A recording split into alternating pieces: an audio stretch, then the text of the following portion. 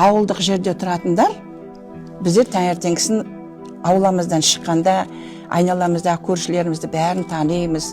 Балдар мектепке бара жатса, көршілерге әжелерін көріп қалса сәлем бердік. Ассалаумағалейкум деп аталарға амандасады. Енді біздерде де қазір өзіміз ауылда тұрғанмен қалада үйлеріміз бар ғой.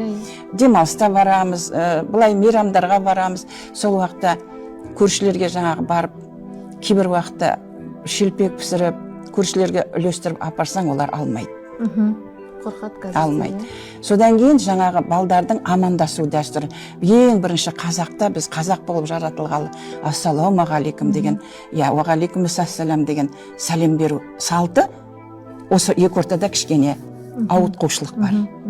Оған енді ойлаймын, көп жағдайда адамдар келіседі шығар деп. Осы ең бірінші біз далаға шыққаннан кейін есікті ашып, кез келген адаммен амандасамыз ғой. Қасынан өтіп кетпейміз. Бізде ауылдық жерде барлығы да тіпті көршің болмай ақ қойсын. Ана жақтан көріп қалса да ассалаумағалейкум деп жүгіріп барып қолдарын беріп, айқайлап амандасып, асығып бара жатса сондайлар болады.